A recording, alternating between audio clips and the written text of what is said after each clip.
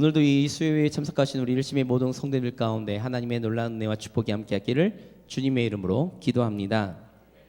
우리 옆에 계신 분 한 번 더 인사할까요? 아침에도 하셨을 텐데 한 번 더 성탄절을 마무리하면서 한 번 더 인사하겠습니다. 메리 크리스마스 함께 인사할까요? 함께 한 번 더 인사하겠습니다. 주님의 이름으로 사랑하고 축복합니다. 함께 인사하겠습니다.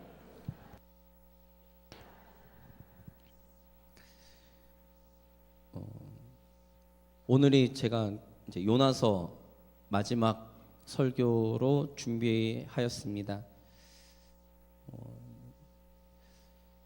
이게 지금 성탄절 저녁에 해야 될 설교인가라는 생각도 굉장히 많이 들었는데, 이 가운데 왜 예수님을 이 땅에 보내실 수밖에 없었는지에 대한 하나님의 마음을 깨달았어요.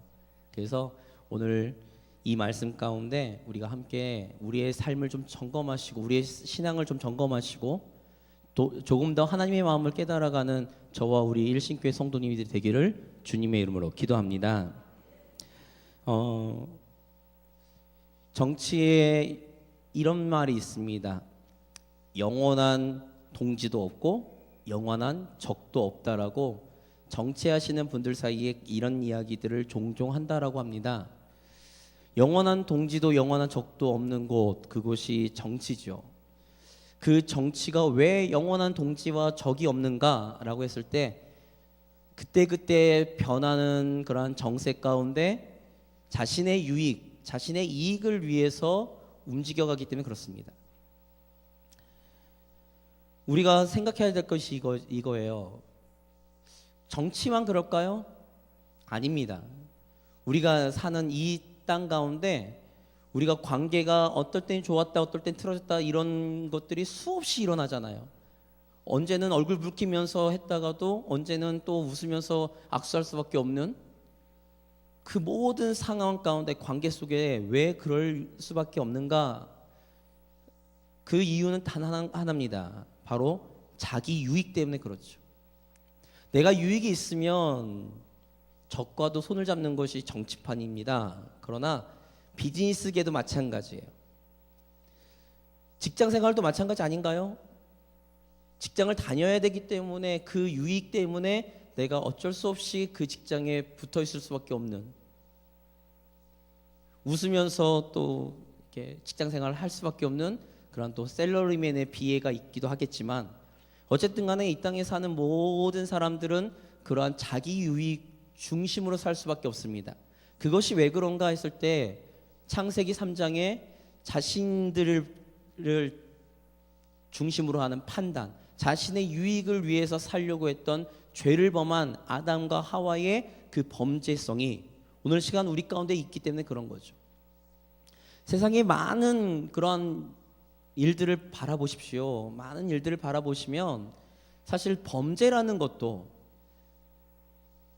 자신의 유익을 위해서 자신이 편하게 자신의 욕심을 따라 행하는 것이 범죄입니다.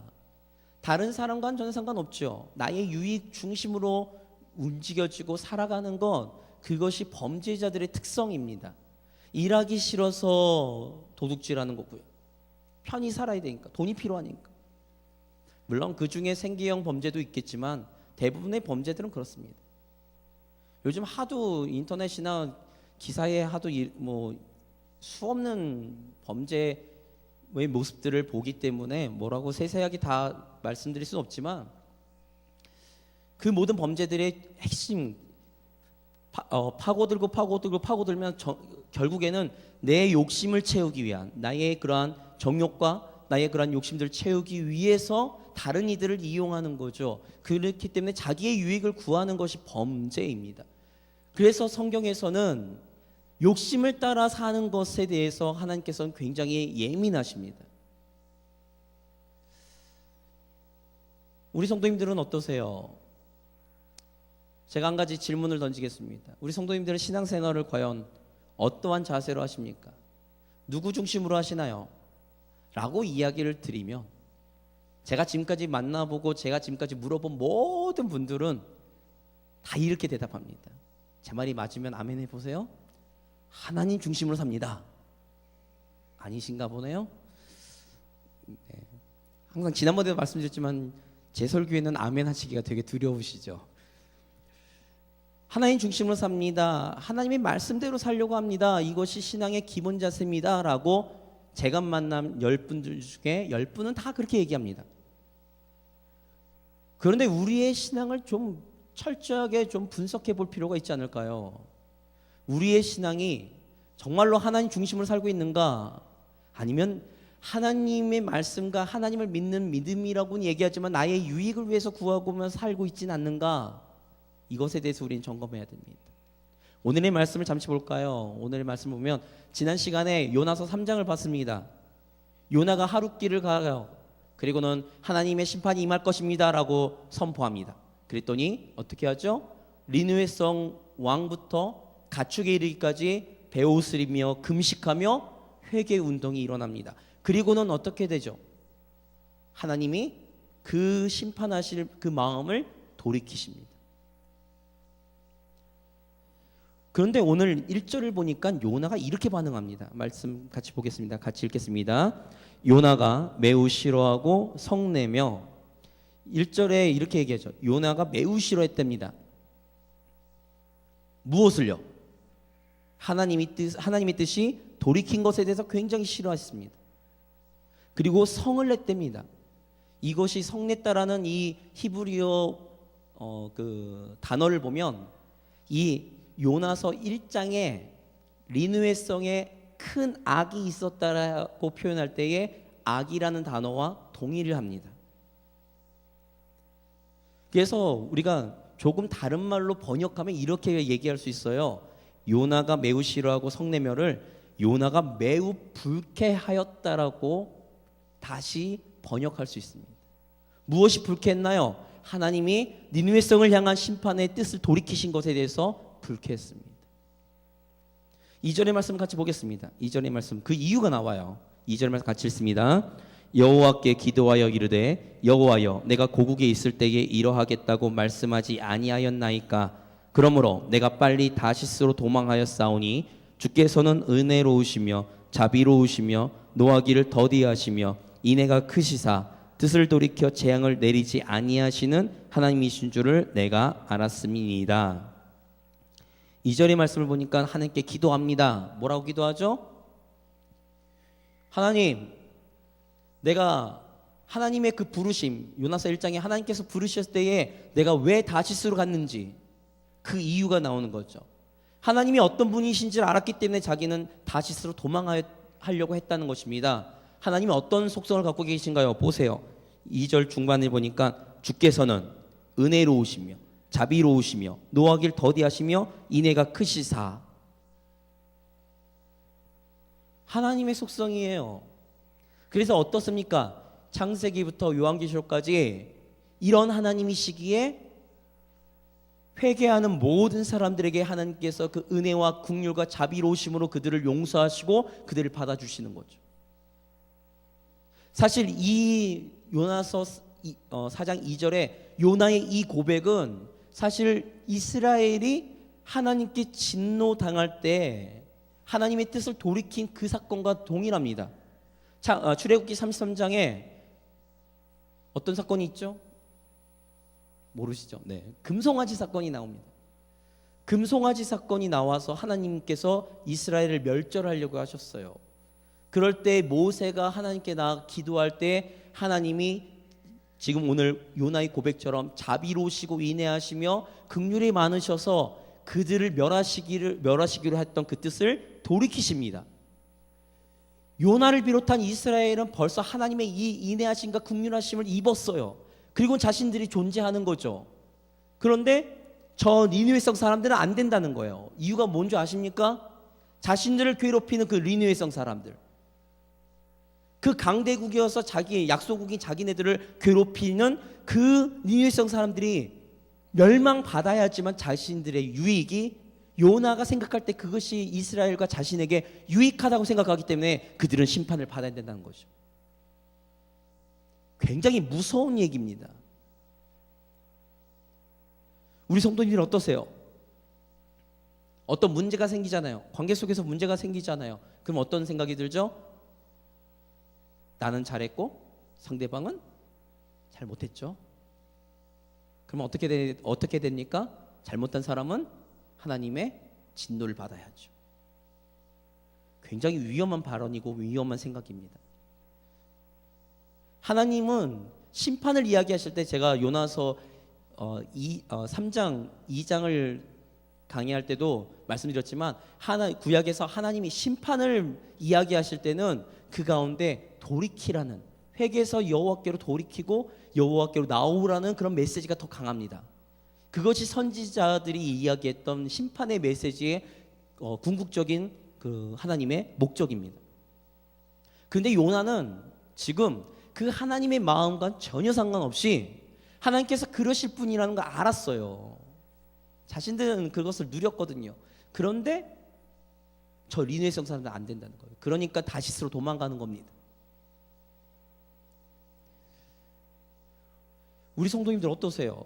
하나님에 대해서 많이 알고 계시죠? 하나님이 어떤 분이신지 많이 알고 계시죠? 근데 그것이 나에게 유익이 될 때는 아멘, 그렇게 돼야 됩니다 라고 이야기하면서 수긍할지고 이게 긍정할지 모르지만, 그것이 내가 불편하게 생각하는 사람들을 향해서 나아갈 때, 또한 세상 가운데 나아갈 때 어떤 생각이 드십니까? 요나 같은 마음 들지 않으시나요? 하나님께서 뜻을 돌이키시고 그들을 축복하시면 안 된다고 생각하고 계시지 아니하신가요? 그러면 저와 우리 성도님들은 나의 유익을 위해 사는 사람들입니다. 요나가 지금 그래요. 그래서 3절에 이렇게 얘기합니다. 3절 같이 볼까요? 같이 읽겠습니다. 여호와여, 원하건대 이제 내 생명을 거두어 가소서. 사는 것보다 죽는 것이 내게 나음이니이다 하니. 이렇게 기도하네요. 어떻게 기도합니까? 이제 내 생명을 거두어 가달라고 그러는 거죠.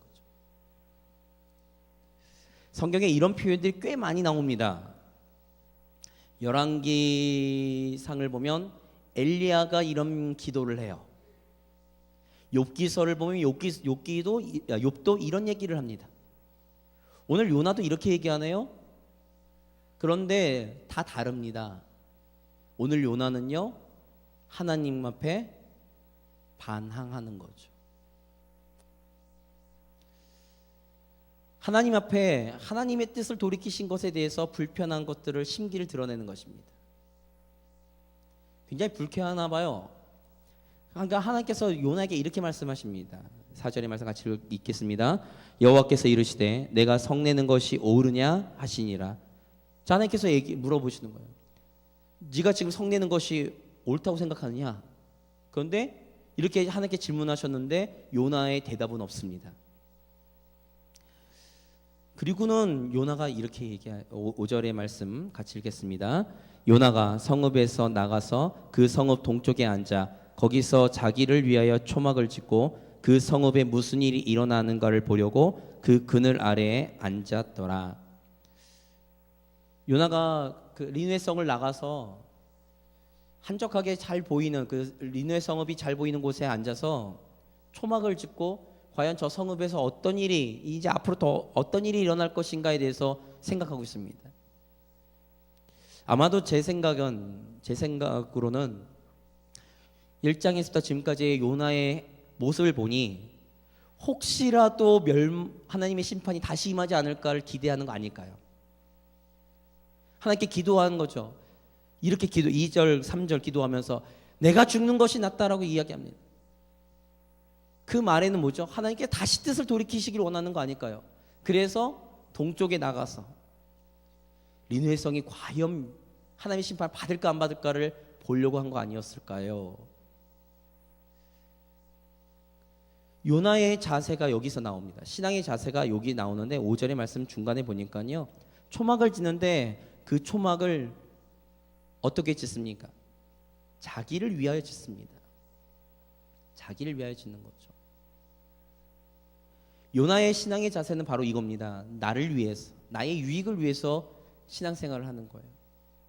왜 그런가? 이 다음에 이 자기를 위하여 신앙생활을 한다는 근거가 나옵니다. 하나님께서 요나에게 실물 교육을 시키십니다. 이렇게 말씀 볼까요? 6절의 말씀 같이 읽겠습니다.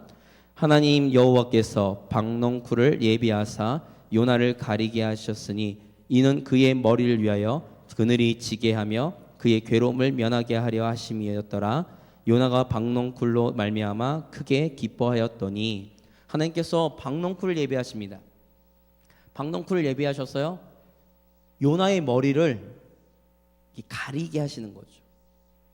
팔레스타인 지역, 저는 안 가봤습니다만 그 팔레스타인 지역은 떼약볕 그리고 이 복사열로 인해서 굉장히 낮엔 덥습니다.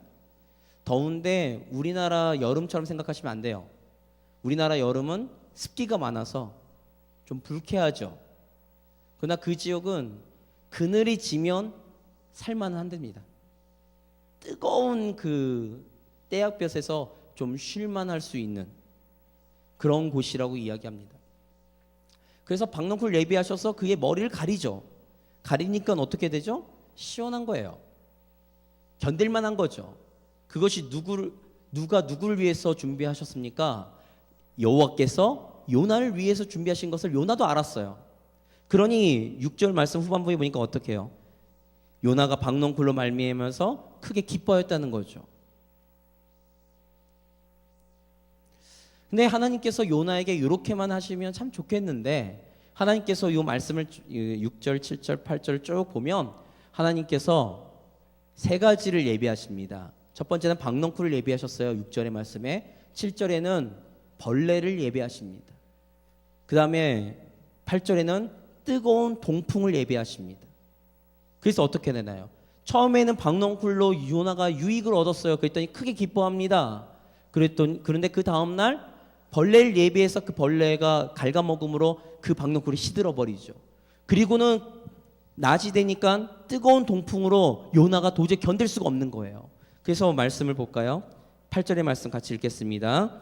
해가 뜰 때에 하나님이 뜨거운 동풍을 예비하셨고 해는 요나의 머리에 쪼임에 요나가 혼미하여 스스로 죽기를 구하여 이르되 사는 것보다 죽는 것이 내게 나으니이다 하니라. 말씀을 보니까요, 요나가 그 내려지는 햇볕, 그 햇볕 때문에 정신이 혼미해지는 거예요. 박농쿨로만 이렇게 머리를 가려도 굉장히 기뻐할 정도로 시원한 그런 모습을 우리가 보았는데 그것이 사라지고 나니까, 그 유익이 사라지니까 요나가 똑같이 아까 3절의 말씀처럼 똑같이 얘기하죠. 8절 그 후반부에 스스로 죽기를 구하여 이르되 사는 것보다 죽는 것이 내게 나으니이다라고 하나님께 이야기합니다. 그랬더니 하나님께서 아까 4절에 말씀하신 것처럼 똑같이 질문하세요. 9절의 말씀 같이 읽겠습니다. 같이 읽습니다. 하나님이 요나에게 이르시되 내가 이 박농쿨로 말미암아 성내는 것이 어찌 옳으냐 하시니 그가 대답하되 내가 성내어 죽기까지 할지라도 옳으니이다 하니라. 아까 4절에서 하나님께서 요나에게 물어보실 때 요나는 대답을 안 했어요. 그리고는 하나님이 자신의 그 기도에 응답하셔서 니느웨 성이 심판을 받을까? 멸망할까? 해서 지금 자리 피고 누웠거든요. 근데 지금 요나가 당하는 그 고난 때문에 요나가 지금 화를 내고 있어요. 내가 죽기를 간구한다. 하나님 날 차라리 데려가세요라고 기도하죠. 그랬더니 하나님이 왜 그렇게 성내냐? 그것이 옳으냐라고 물어보니까 이제 어떻게 얘기합니까? 자기가 성내어 죽기까지 자기의 말이 옳다는 거죠. 그러면서 하나님께서 이렇게 질문하십니다. 10절의 말씀 같이 읽을까요? 같이 읽습니다. 여호와께서 이르시되 내가 수고도 아니하였고 재배도 아니하였고 하룻밤에 났다가 하룻밤에 말라버린 이 박농쿨을 아꼈거든. 요나가 이 박농쿨을 재배도 하지 않았습니다. 씨도 안 뿌렸어요. 그러나 그는 그 유익을 얻었어요. 왜요? 하나님이 요나를 위해서 준비하신 것, 그 유익을 얻었습니다. 유익을 얻을 때는 그는 기뻐합니다. 굉장히 좋아하죠. 하나님께서 자신의 기도에 응답하셨다고 펄펄 뛸지 모릅니다. 그런데 그것이 사라졌을 때 그의 입에 불평불만이 나오죠. 그래놓고는 하룻밤에 성장했다가 말라버린 그 박넝쿨을 요나가 아꼈다라고 하나님이 말씀하십니다. 그러면서 하나님의 마음을 이야기하십니다. 한마디 하시죠. 11절 말씀 같이 읽을까요? 하물며 이 큰 성읍 니느웨에는 좌우를 분별하지 못하는 자가 12만여 명이요 가축도 많이 있나니 내가 어찌 맡기지 아니하겠느냐 하시니라. 하나님이 요나와 자신을 비교하십니다. 제가 오늘 설교 제목으로 잡은 것이 제가 다니고 있는 한국성서대학교 구약학 교수 강규성 교수가 요나서 강해에 쓴 제목입니다. 그것을 제가 좀 인용해 왔거든요. 이 사장을 이야기할 때 이것만큼 정확한 제목이 없지 않을까 해서 제가 가져왔습니다. 박넝쿨을 사랑한 요나, 영혼을 사랑하시는 하나님. 우리 성도님들, 지금 요나의 눈에는 12만 명이 보이지 않습니다. 그 수많은 사람들이 보이지 않아요. 왜요? 자신의 유익 때문에 그렇습니다. 하나님의 마음은 천하보다 한 영혼이 귀하다고 말씀하셨는데, 한 영혼도 정말 소중하고 귀하게 보시는 하나님이신데 요나의 눈에는 12만 명이 보이지가 않는 거죠. 그리고 어떻습니까? 그들은 멸망당해도 개라고 생각하죠. 왜 그렇죠? 왜 그러신지 아십니까? 르네상 사람들은 자기에게 유익이 되지 않기 때문에 그렇습니다. 그런데 아무것도 아닌 박넝쿨, 하룻밤에 났다가 하룻밤에 져버리는 그 박넝쿨을 요나는 어떻게 하죠? 사랑합니다. 이유가 뭔지 아세요? 자기에게 유익이 있기 때문에 그렇습니다.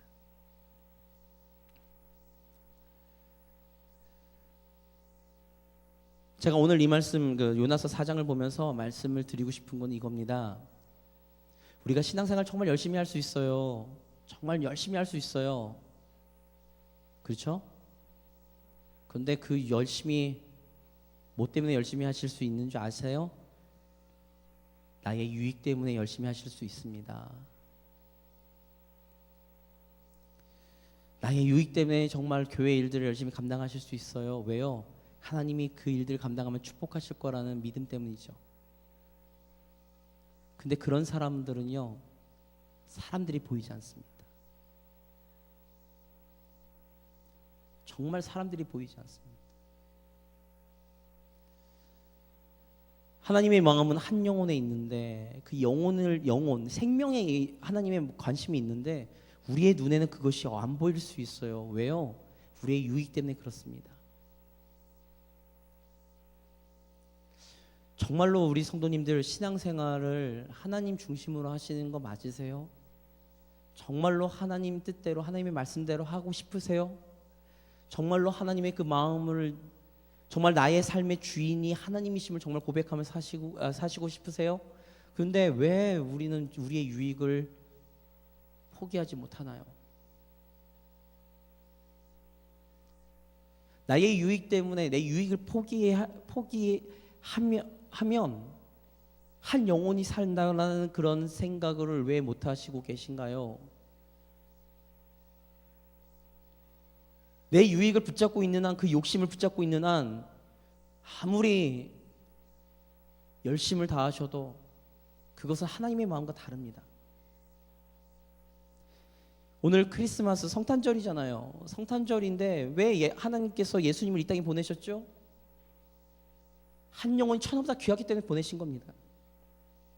포기하실 수 없는 그 사랑 때문에 이 땅에 예수님이 이 땅에 오셨어요. 그리고 독생자를 희생하시기까지 우리를 사랑하셨죠. 우리는 그 사랑을 거저 누리고 있습니다.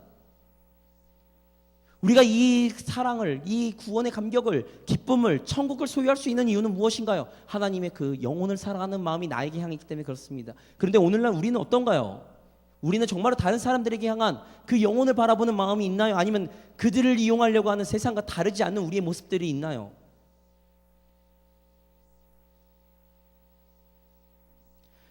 영혼을 사랑하시고 생명을 사랑하시기 때문에, 그것을 포기하실 수 없기 때문에 하나님이 이 땅에 스스로 내려오셨습니다. 그리고는 십자가에 달려 돌아가셨죠. 구원의 길을 여셨습니다. 우리는 그 구원의 감격과 복음의 능력을 경험한다고 이야기하면서 왜 우리는 하나님을 우리의 삶의 주인이라고 말하면서 우리는 왜 그렇게 살지 못하는가요? 하나님의 마음에 대해서는 전혀 관심이 왜 없는가요?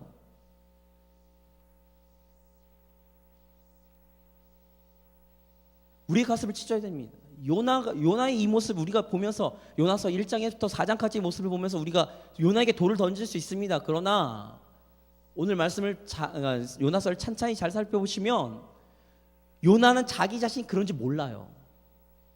반대로 이야기하면 우리가 그렇게 살지만 우리의 유익을 위해서 살지만 내 스스로 그렇게 살고 있다라고 생각 못할 수도 있다는 거죠. 그러니 때로는 하나님이 고난을 우리에게 허락하시는 것도 아닐까요? 요나에게 주신 그 유익을 하나님이 걷어가신 것처럼 말이죠. 왜요? 그래야지만 하나님의 마음을 조금이라도 알 수 있을 것 같으니까요. 그 박넝쿨 하나와 12만 명의 그 무게가 과연 똑같습니까? 똑같지 않습니다. 하나님의 마음은 똑같지 않는 거죠. 그러나 요나는 아직도 몰라요. 오늘날 우리는 어떻습니까? 우리는 정말로 그 영혼 한 영혼에 대한 하나님의 마음으로 예수 그리스도의 그 눈으로 우리는 그들을 바라보고 있나요? 옆에 계신 성도님을 바라보고 계신가요? 아니면 세상에 있는 저 죽어가는 영혼들을 바라보고 계시나요?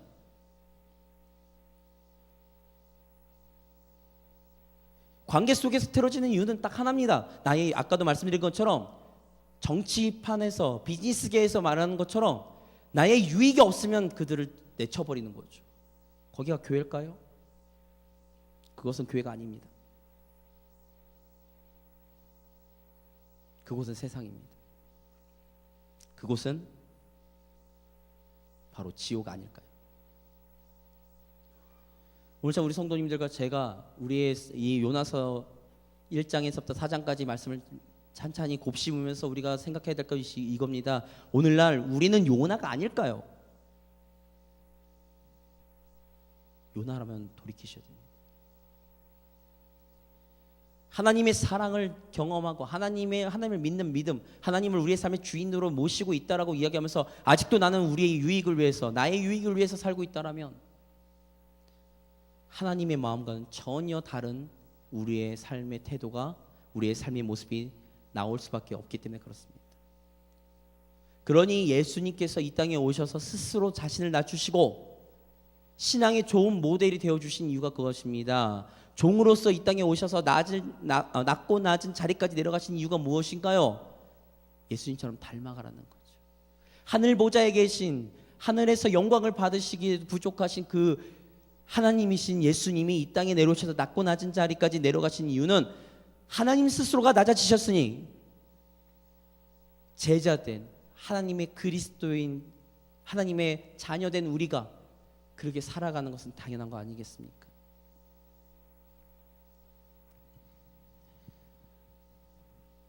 우리에게 주어진 특권에 대해서만 너무 주장하지 마십시오.